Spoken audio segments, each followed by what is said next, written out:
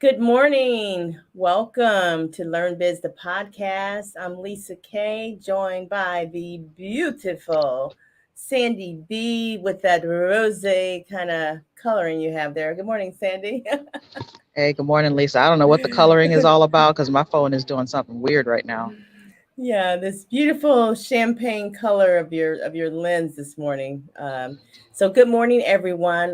We're glad you could join us here. Happy Friday, and this is the last Friday of the month. Can you believe how fast this month has gone by? The month of September, just Yeah, amazing. it's definitely. I was talking to my cousin about it yesterday. I'm like, how did we get to October already? We just started September a blink ago. So I, Right. So, ladies and gentlemen, we are entering the last quarter, the last fiscal quarter of the year, October, November, and December. So, here we go. And good morning, Rigoberto. Rigoberto Morales is joining us saying, yay, it's Friday. And we're certainly happy about that. Thank you all for checking us out. Thank you, Rigoberto, and we appreciate your comments. So keep them coming. We're Learn Biz the podcast. We would love if you would like, subscribe, and share our programming here on YouTube. We definitely appreciate that. Good morning, Doug. Doug is saying good morning, Sandy. Good morning to Doug. We appreciate you joining us. Happy Friday, or should we say Friday? look, it is absolute Friday. Hi, Rigo. Hi, Doug. Thank you guys so much for joining us as always. Absolutely. So we're going to talk about a couple things, and you guys know probably when Lisa is on the controls because there's going to be a little more fumbling than usual. So that's a testament to Sandy B's IT skills, which are master blaster, guys. Master blaster. I got to give it up to you, sis. Got to give it Lisa, up. you a hotmess.com. You know you all right, child. You all right. You good. So here we go. Let's talk about first of all, we're going to talk about this quarterback for Miami who was just injured. Now, Sandy, first of all, let's define what type of employee or agency he has. He's coming to the team kind of like an agent, like a free agent or independent contractor that comes to work for a team, right? And we're I talking don't about Tua. recall I don't recall what his employment situation is, but generally speaking, when you think about athletes, you have to consider that each athlete is basically a business in and of themselves. They may work for the league, but they have their own entities many times, and they also have their own brands to protect and things like that. So you have to approach their situation as if they are entrepreneurs in Right. many ways. Absolutely. And that's exactly what's going on. They are entrepreneurs. I pulled up this screen here from ESPN. The Dolphins player, a lot of you guys know him, quarterback Tua Tagovailoa, if that's how you pronounce his last name. And he was taken to a local hospital in my hometown last night, Cincinnati, with head injuries and neck injuries. And he suffered on a second quarter sack in Thursday's night game against Cincinnati Bengals, who happened to win that game. But what we're talking about is the injury, and this is I think the second time in a week that Tagovailoa has been hit in the back of his head on the ground. And so let's take a look at this last play if we can from last night's game. It's just no sound here. Whoa. You see that? How his head went down and slammed to the ground? And there he is being taken out in the stretcher. Wow. And you said And this is not the that's first time. this is the second time in a week. So that's all I wanted to show. So I'm going to stop sharing the screen for just a second right there. So we can talk about this, Sandy.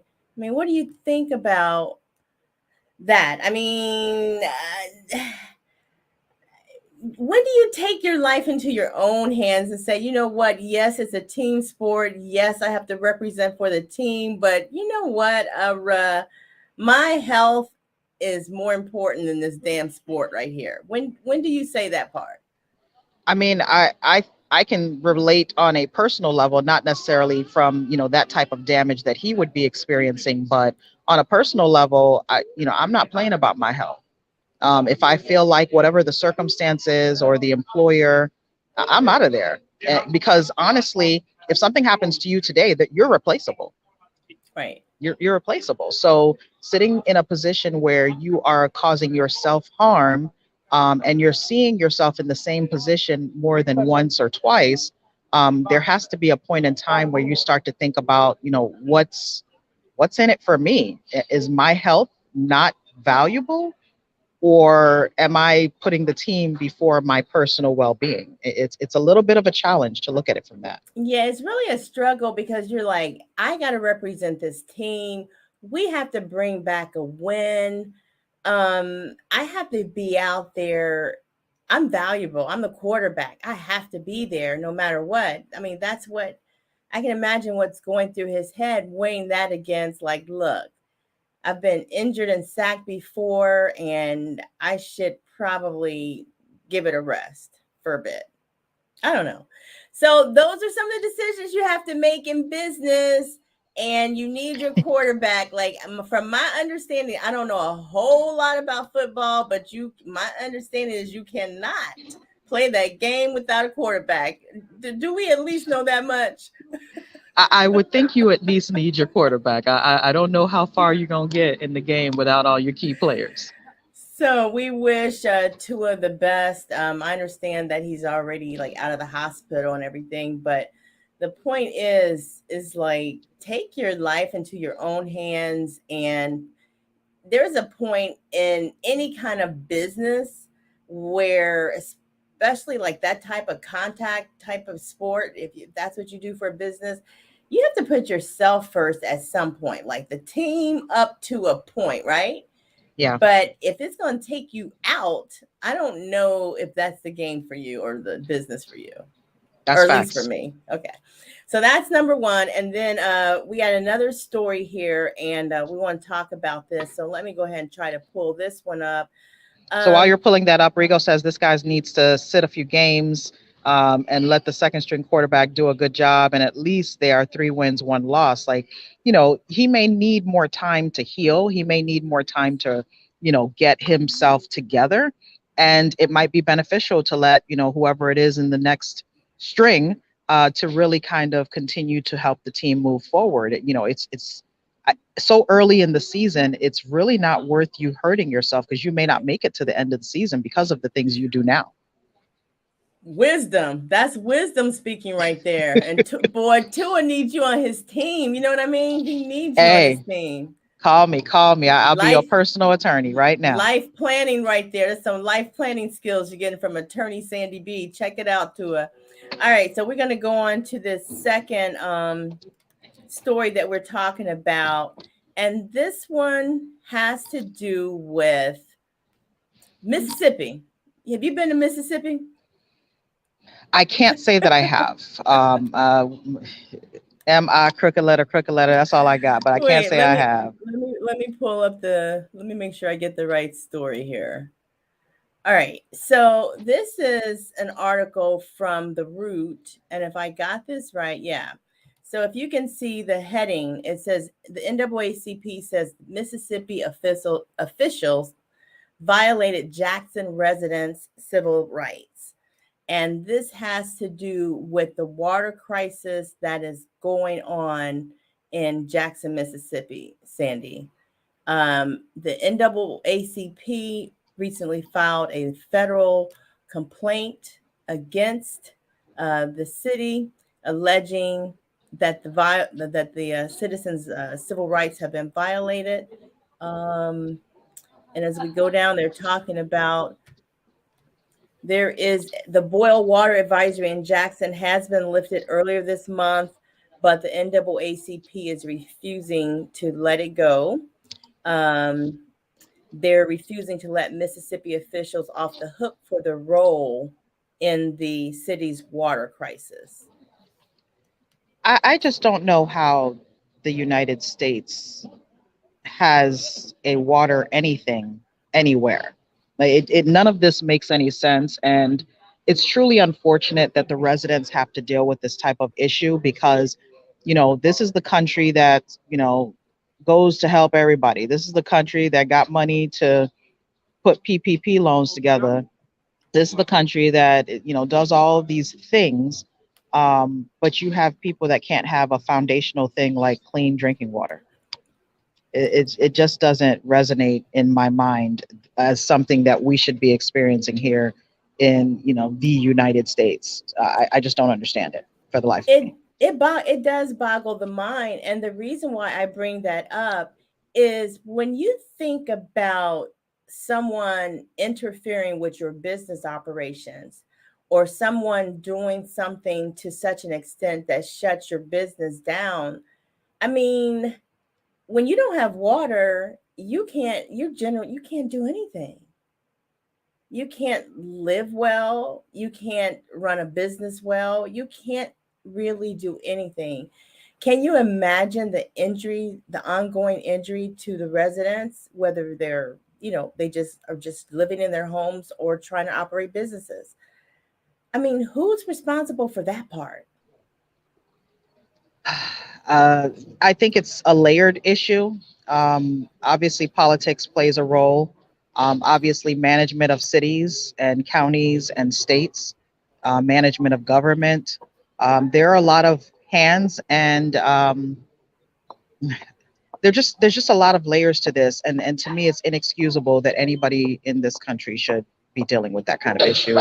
I really I pray mean, for the families that they're able to get some true support and some true change. absolutely, because after all, America is the richest nation on the face of the earth, supposedly. So, for this to be happening in any one of the 50 states of the union is horrible. And not to mention, as the article indicates here, that 80%, 82% of the residents of the state are Black. Um, I shouldn't say of the state, of Jackson, Mississippi, are Black residents. And, And that's your answer they, right there. That's why you got a water problem. They don't mm, care. They don't care. Like, can you ever say that in any other community you're going to have those issues? Because when I lived in Michigan and I think back, oops, sorry. Hi, my Sean Denise. Shout out to my Sean. I want to hey, say my that before. Sean Denise. Good morning, Um, ma'am. Happy Friday. I lived in Michigan throughout law school. And what was interesting to me was there were certain cities that had certain problems. There were other cities that never had such problems. How are you in the same state and you have certain issues, specific issues like water issues? It says a lot to me about the value that the state, county, local government places on the residents that exist there. So, that's my thought. I think that it's an issue of we just don't care is what it feels like to me. Well, just so you can have the other side of it, and I'm quoting, for his part, Republican Governor Reeves has blamed the crisis on city officials, saying that they already had enough funding to fix the water systems. However, Jackson Mayor Chokwe A. Lumumba says that the city has received nowhere near the amount of money Reeves claims, according to the local ABC News affiliate.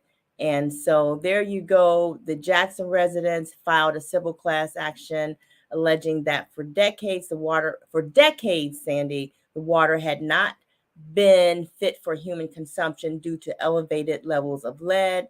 On Monday, the Department of Justice threatened to take action against the city of Jackson for violating Safe Water Drinking Act due to regular harmful substances found in the tap water, according to Associated Press.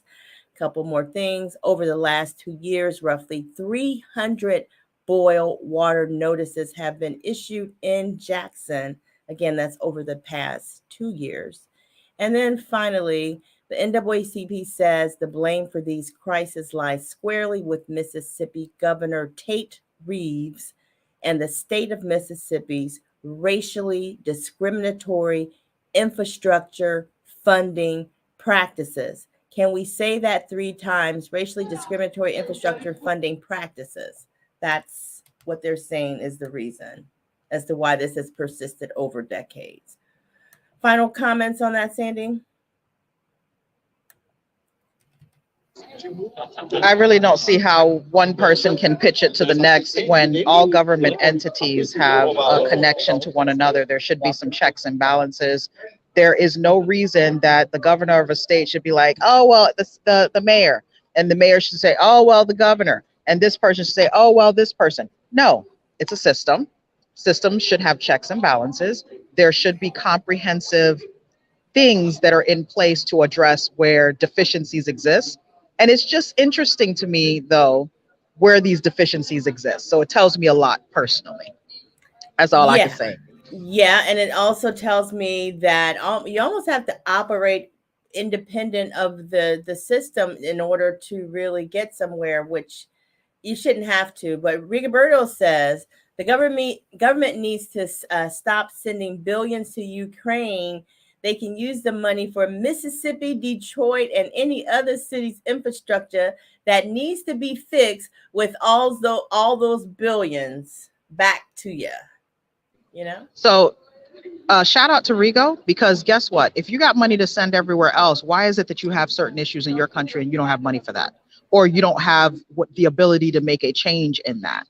It just doesn't make any sense to me. And I just don't have words to describe how disappointing it is when I keep hearing these same stories over and over. But funny enough, what communities is it always in? That's Yep. all I can say. What Yeah. community is it always in? Yeah, but it definitely has to stop. And it means that to me, it means the people themselves who are governing their own towns just have to get stronger and more almost independently secure with the things that matter to their lives and safety. Especially, I don't want to get into the politics, but you guys feel me, right? Thank you. All right, we got to move on. Next topic.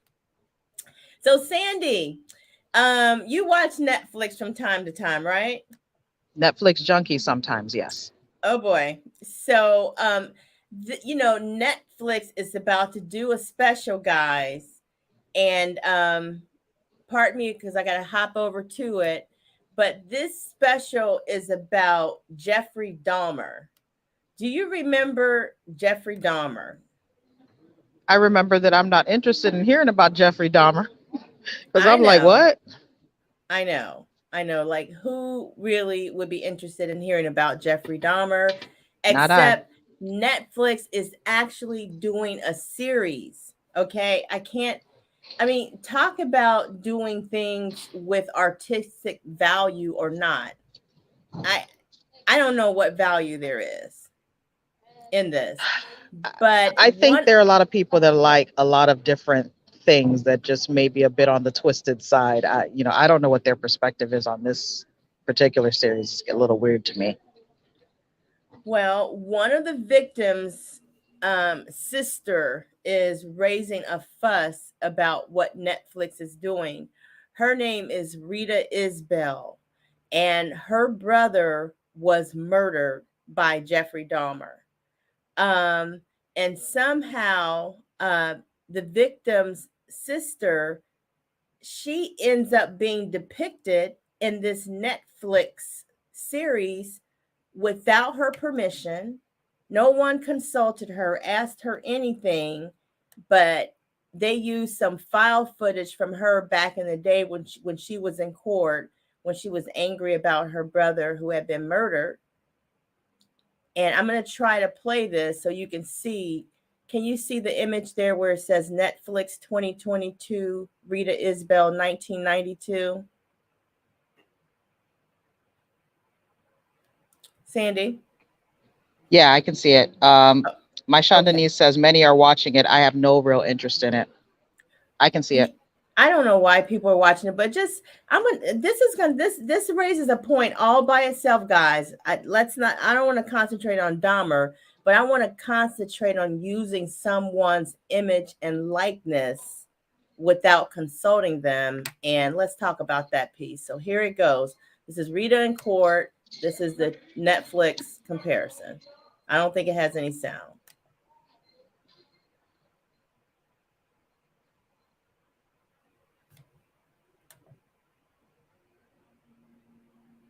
It looks like it's opening another window.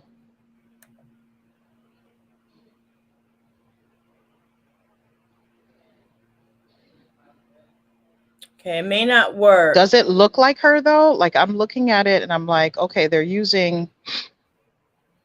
Does the person look like her? Definitely looks like they got the hairstyle down.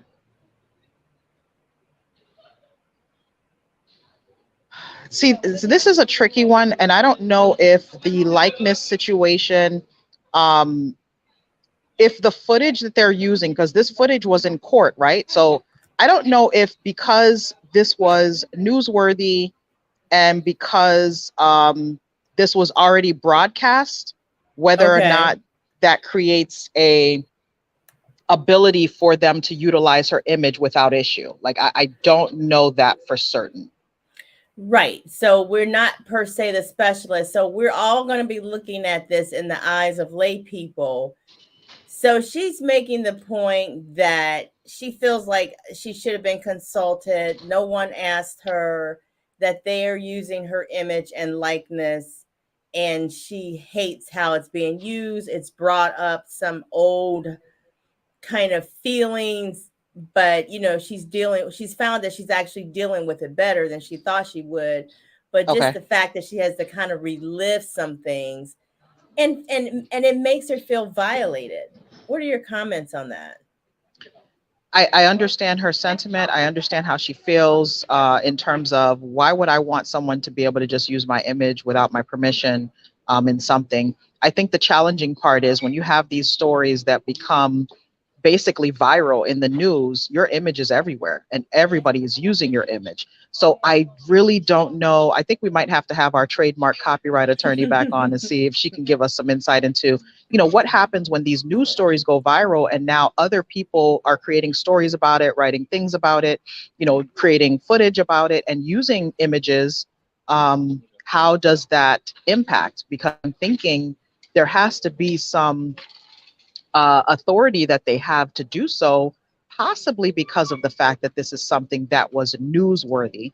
And I don't know if this series is more, I guess, documentary style. So that's maybe another kind of, segue into them being able to utilize people's images without asking for it. Um, Right. Because I you mean, it's think not like they're about, actually using her, right? They're using no, someone that looks like her. So right, I this don't that know. looks like her. And think about those shows that are the like murder mystery shows that you try to find out like who killed this person or who killed that person. And they do these depictions that mimic the scenes and the events and the persons. And they even as much let that these are depictions, but it's designed to make it look like the real thing. Yeah, I So mean, it's a challenging situation, and I just think it's sad that a person who's grieving the loss of a family member has to even make this argument. You know what I mean? Like they could, I almost feel like they could have told this story without including her. Then again, I don't know the context of the story. I don't know the reason for the story, but I almost feel like they could have done their story without including family of the victims. That doesn't make any it didn't have sense. to be for me, it didn't have to look like that young lady. It didn't have to look like her. It could have been any person, any sister. As a matter of fact, if I was probably producing this, I would probably purposely made her look different just to go out of your way, just to show that it doesn't even matter what the person looks like. The grief is real. The harm is real, and that's what matters most. So to me, that was a cheap shot on Netflix's production's part. And when I think about putting out films and movies, I always think, and in the back of my mind, there's still this question of what is the literary value. And besides the fact that it might be documenting reality and just something that happened, which was horrible, it has zero literary value for me. Gotcha. Yeah. Well, my Sean agrees with you. Well, cool, Sandy. I figured we would cap this off and talk about some of those things that we love talking about most. And that is how to help entrepreneurs succeed with the right mindset, which means we got to have the right tools and dealing with things the right way. So I know we have a little list, and I have my favorites on the list that I want to talk about, and I just want to know if you wanted to chime in on that as well.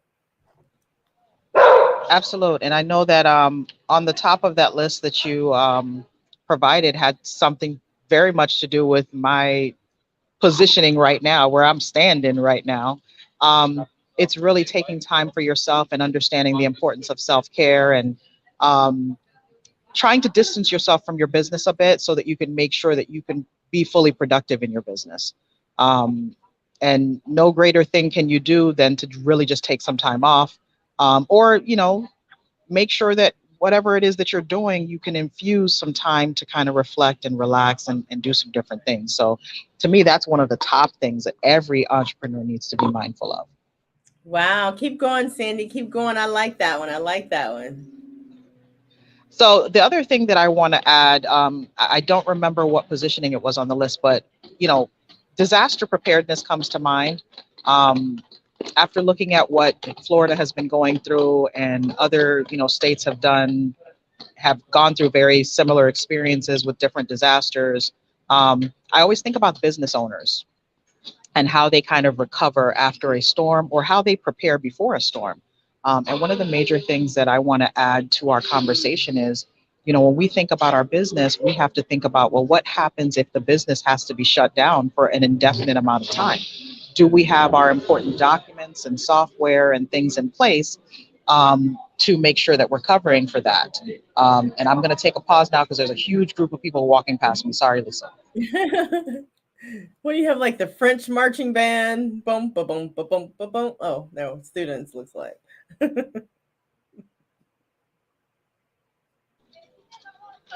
Yeah, I think it's a group of students walking past. So sorry if you hear some background noise. But preparedness for disasters is, making sure that important papers are, copied and stored, scanned into your systems.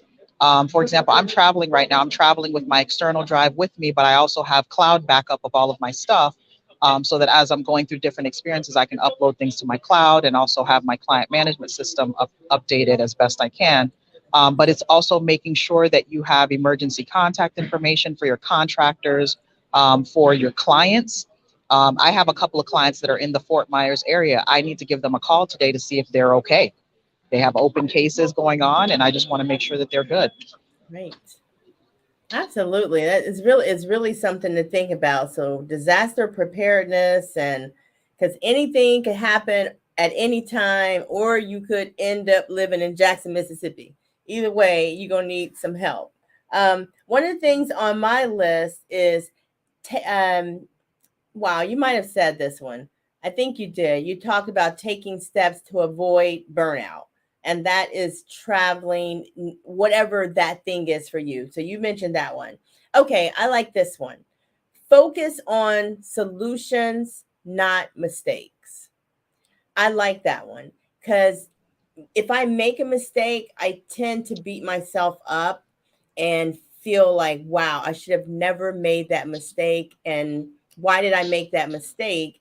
But that shouldn't be the focus. The focus should be on how do I correct the situation and move on, right? So focus on solutions. How did I correct it? How did I fix it? How much time did it take me to fix it? Could I have fixed it faster? Did I have everything I need to address the problem right away? Right. If we focus on solutions, somehow things still seem upbeat and positive and moving. While when you focus on the mistake, it's a drag, kind of takes you down, and you tend to keep beating yourself up and going down the same rabbit hole. Okay, so that's one. And then my other one would be try to improve your industry knowledge continuously. I like that one. And I try to look for organizations that support what I do in real estate, like joining the National Association of Realtors or the Miami Association of Realtors, or some of the other associations I belong to legally.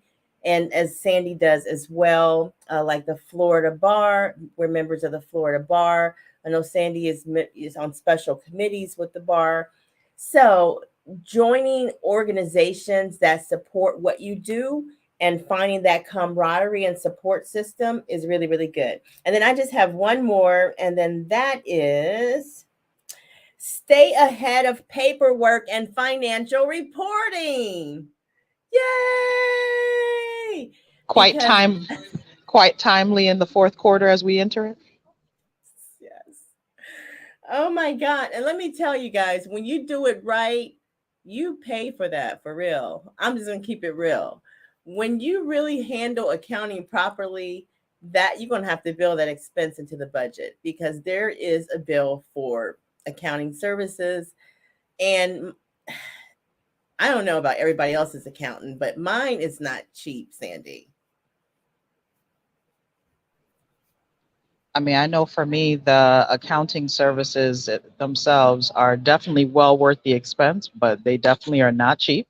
The other thing I will say is people underestimate the importance of a bookkeeper and an accountant. Sometimes Yes, they're one and the same.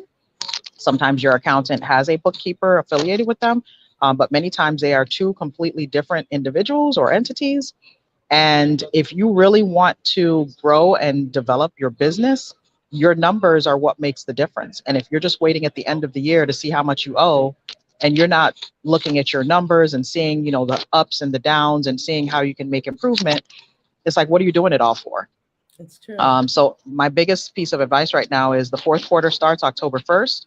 It is a great time for you to renew, refresh. Even if you didn't do it all this year, maybe you can start with October 1st and keep track of your numbers and see what's going on and maybe try some new things. Maybe consider affiliating yourself with a bookkeeper or an accountant, close out the year strong, and do some tax planning for 2023.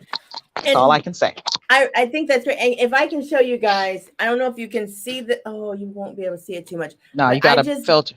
what do I have to do? I say you got your filter up, so they're not going to see it. Okay. So this, I got this column. Can you see that columnar pad? Something like that, yeah. All right. So I am going to start using this as a way to, put some of my numbers in because I have, when you have more than one business, sometimes you have to do that, right? You have to keep up with several different things at the same time.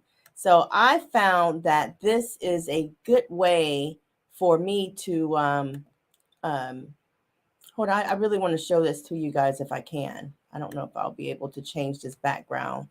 Okay, I won't, but that's okay. You guys get the idea. I got kind of like this ledger pad from Home Depot, and it's like yay so big, right? And it goes all the way across 12 months and write all the different expenses and just go across. So I'm going to start using that because my accountant told me that yes, keeping your numbers digitally is great, but he said it's also good to keep things on paper, like keep paper records as well. So that's something I'm going to incorporate. That's all I have, Sandy. What are you getting ready to do? So this is my last full day in this city, and then we're going back to the other city that we were previously in.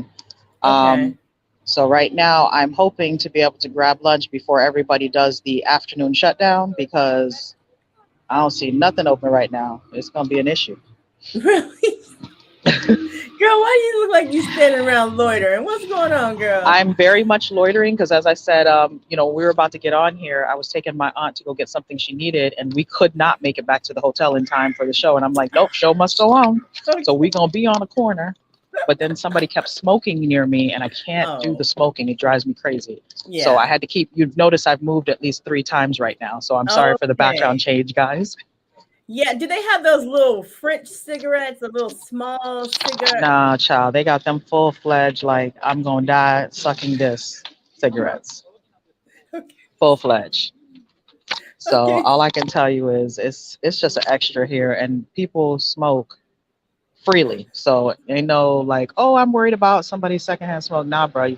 I saw a baby sitting right next to somebody smoking earlier. Oh I my was just God. looking like, bruh.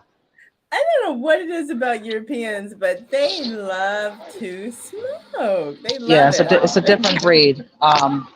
But I'm going to add to our list, our business list. I think every business owner should spend some time in different countries. You and I, Lisa, both know the benefits of that. Yeah. But I think it's important for you to gain perspective and see how the rest of the world operates.